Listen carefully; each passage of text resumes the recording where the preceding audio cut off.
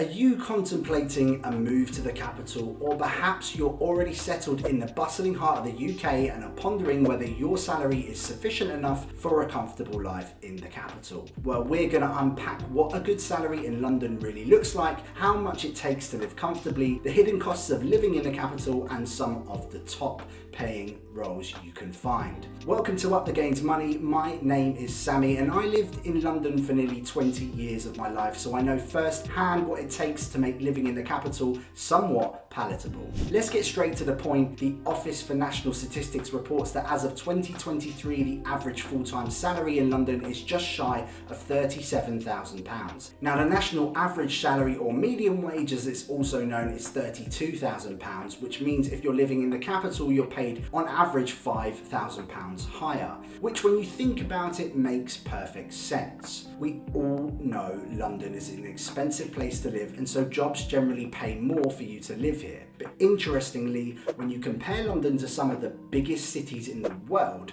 it doesn't actually even feature in the top 10 most expenses, which is totally mad, right? So what is a good salary in London? Well, I lived in the city centre and all around the surrounding boroughs for many years, and I started out on a minimum wage when I first finished university. I started out as a waiter, but over the course of a decade, I worked my way up to director level in the hospitality industry, and my wage changed a lot during that time. I started out on less than 20k a year, but ended up on close to 80k before recently leaving to focus on my own businesses. Now, I can tell you firsthand that my finances were in terrible shape until I was earning around £50,000, and for me that was just the reality of life in London. Most of my money went on rent, travel and bills, which was almost 60 to 70% of it just for these things. Whilst it might sound odd to some and way over the average UK wage, London is one of the busiest, socially active and of course the most expensive city in the country, so it's very easy to burn through your cash if you're not careful. Before I was earning good money, I had to get by, and that meant flat sharing with friends or partners, shopping in Lidl, buses over tubes and house parties instead of nights out. Essentially, I was keeping a cap on my living expenses and doing my best to get to the end of the month, and that was simply the truth of how it is in London.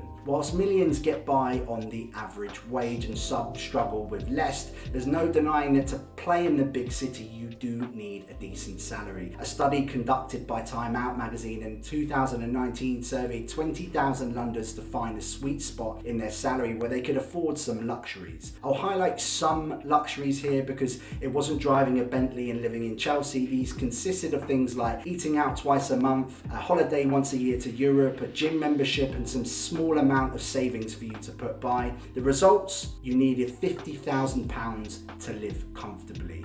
This was pretty close to my figure that I said earlier, but this was back in 2019. So when we add the inflation figures on top, this actually sits at £57,043. This is 20k above the reported average, which is totally mad, right? So we can really assume here that most Londoners are finding it extremely difficult to live comfortably, especially as wages are not currently rising as fast as the current inflation rate. So let's look at the average London salary by profession. So as mentioned briefly, the average wage in the capital is just shy of £37,000. However, the average annual salary differs vastly by profession. So if you study to be a lawyer or a doctor, then you should be expecting to get paid the bigger bucks. And that is the reality of how it works in London right now. So let's have a quick look at some salaries here. If you're on a tech salary in the tech industry, around about 100k, a starting lawyer, £73,000, finance or investment, 63k,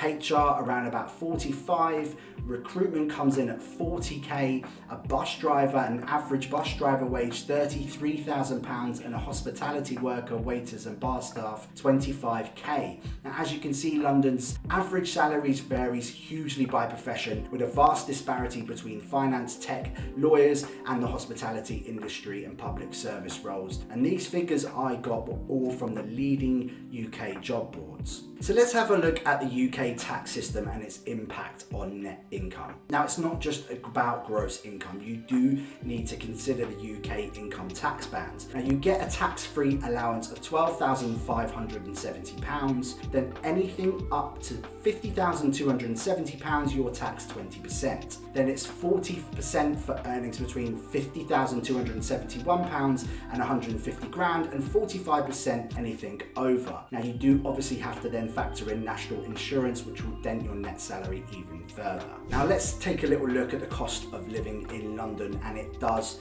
come with costs. Rent taking a large chunk of that out of your budget. So the monthly rent for a one-bedroom flat in central London actually averages around about £1,700, but having spoken to friends and family recently, this number is more close to £2,000 or a little bit more. Greater London is slightly cheaper, of course, but you'll still have to part with around £1,200 to £1,400 a month. But if you can opt for a flat share, this might be a little bit better for you. So let's have a little look at the average rent by London Borough. In the centre, of course, it's super expensive, but as you expand out, things do get cheaper, but you will need to factor in travel costs too if you work in the city centre. Let's have a little chat about everyday costs. A weekly grocery shop might set you back around £40 to £50 if you're a single man or woman, and a monthly Oyster card for zones 1 and 2 is around about £140 right now. Dining out and obviously any other costs will also add up. You know, there's fixed costs to think about too. You have council tax, utility bills, and even a TV license as well. Don't not pay that, and they can take a significant toll on your monthly budget. But the true hidden costs are your everyday expenses. Those morning coffees in prep, lunchtime trips with the team to the local street food market, and of course those after work pints can quickly take a dent in your monthly budget.